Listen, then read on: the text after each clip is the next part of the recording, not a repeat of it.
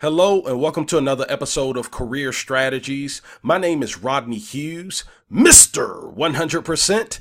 And in today's video, what we're going to talk about is social media detox. Okay. Sometimes I think that it could be of great value, tremendous value to do a detox from social media. Okay. Because sometimes, not all the time, but sometimes, it's not necessarily the best thing for you to be engaging in. Okay. Not all the time. Okay. It does have its place, but there are times when you got to step away and you got to detox for a minute. Okay.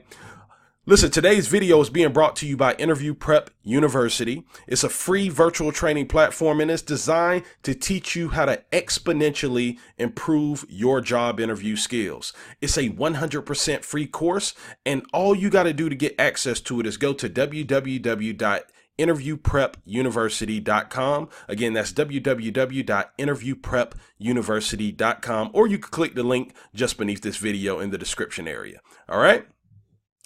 So again, social media detox. Listen, sometimes the best thing you can do for your career is to detox from the social medias. Okay, let's start here. Okay, especially when you jump into the mode of wanting to either make a career change or you're looking to get a job. I've always been a huge advocate of pretty much shutting down my social media during that time frame, because when you're going to get a job, whether it's, you're fresh out of high school or fresh out of college and you're going into the workforce, or whether you are a more experienced professional and you're trying to now go and find a new job opportunity, that is an extremely important thing that you're doing. Okay. Like literally your livelihood is based on on the job that you end up getting. So I've always been under the belief system that when I get into that mode where I'm looking for a job, I always detox from social media in that time frame.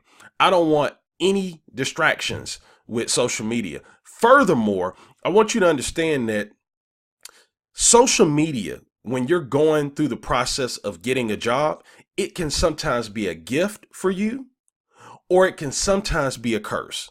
Okay. The gift or the curse. All right. And a lot of that is based on how you use it. So what I always believe in is being safe than sorry. I'd much rather be safe than sorry, because here's the reality. Okay. No employer in their right mind will ever tell you that they have disqualified you based on your social media.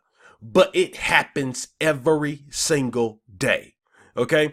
I could think about an employer I used to work for. And I remember the person that was over the HR department knew that I had graduated from Bethune-Cookman University.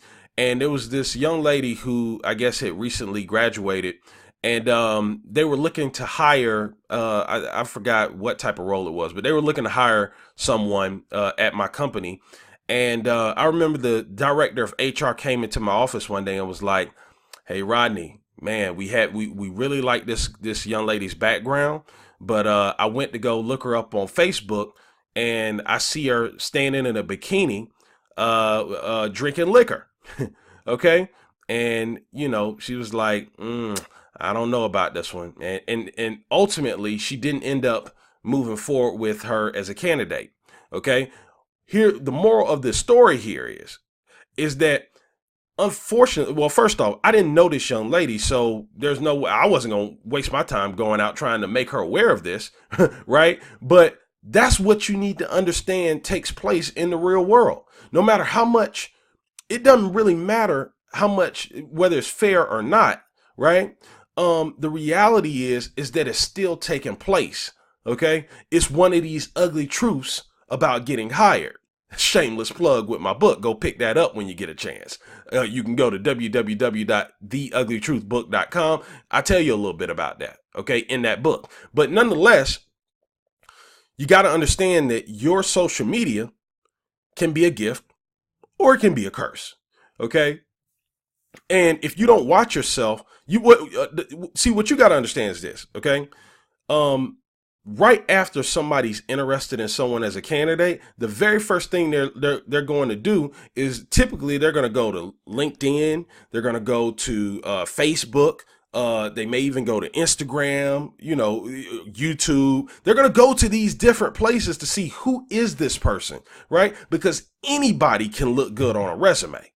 Okay. But a lot of times they're going to want to know, okay, well, who is this person as a person, right? And you're better off not having a lot of information out there as far as being on Facebook or being on these other platforms, than to have the wrong information that you're putting out to the world. And you don't even realize you're putting the wrong information out to the world. Okay. So again, when you're in that mindset of going to get a job, I highly recommend that you just shut it down. Okay.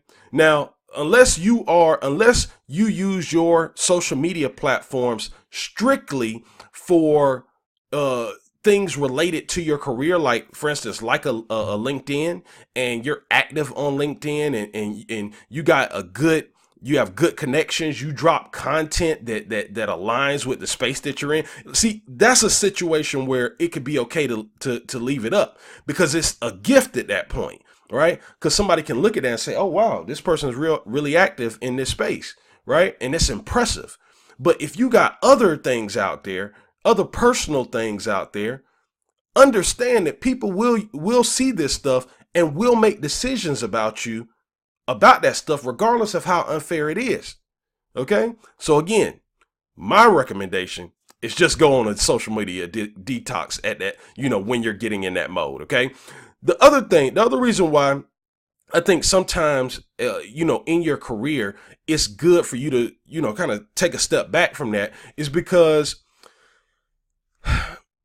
social media does a great job of giving you a false sense of reality, right? So a lot of times, especially like when you start looking at like Facebook and you start looking at Instagram, it's amazing to me how many people post inspirational things on these platforms, and yet they're miserable. Okay, they're absolutely miserable, right? It's actually pretty interesting. Okay, but you got to understand that you're going to get a false sense of reality, right? Very rarely do you see people go on there and they're like, I have a miserable day. No, right? You go on Instagram, you got people posting, going on vacation and taking a billion pictures, okay, saying, look, world, I'm happy. Okay. And listen, man, this isn't me, look, if that's what you like doing, that's what you like doing. Okay. All I'm saying is that, and listen, it's cool. Okay. But at the same time, sometimes, especially when you're in your career, you got to realize that they're painting a false sense of reality in a lot of instances. There's a huge amount of people that if their lives were going as good as their posts portray on Instagram and Facebook and these other social media platforms, the world would be a better place, because it seems like everybody's happy on social media. Okay. But if they were, listen, there wouldn't be so many people suffering with depression. You understand? So again, you got to understand that when you're dealing with social media, it's okay to deal with it, but you got to also understand that a lot of times you're dealing with a false sense of reality when you're dealing with social media. So sometimes, because of that reason, it's good to just detox. Okay. Go through a social media detox. All right. The other point I wanted to make here is that you got to also understand that social media is designed to steal your time. Okay. It is specifically, strategically designed to be highly engaging. You understand? So when you look at platforms like Instagram, right? And like Facebook, these platforms aren't, making as much money as they're making because it's not engaging. They strategically have created these platforms to be highly stimulating, right? So it makes you want to become addicted to listen, there have been times that I've laid down on my couch, right? Or let's say I would wake up in the morning at 1 o'clock, right? There have been plenty of nights when I've woke up in the morning at 1 o'clock, got onto my cell phone, and just started like going through Instagram, and then I look up and it's 4 o'clock in the freaking morning. Okay, it's 4 o'clock in the freaking morning, dude. I just stayed up from 1 to 4 a.m. in the morning skimming through Instagram. Okay. It is designed to steal your time. Okay. And it's okay. This is not a detox permanently pitch. Okay. But listen, sometimes you gotta go on a social media detox. Sometimes you gotta take a step back and say, whoo, let me just kind of ease off of this for a minute. Okay. And so with all this being said, here's what I'd like to do. Okay. I'd like to extend a challenge. Just try it for 1 month. Okay. For 1 month, I want to do a 1 month challenge. Okay. I want you to step away from social media for 1 month. Okay. Just 1 month. Okay. And here's what I want you to do. I don't want you to just step away, right? I want you to step away and I want you to invest that time, okay, that you would typically spend on social media towards something that will further your career. So maybe there's a certification that you need in your field that could improve your value in the marketplace, right? Maybe by getting that certification, you might be able to add an extra $5,000 or $10,000 to your income.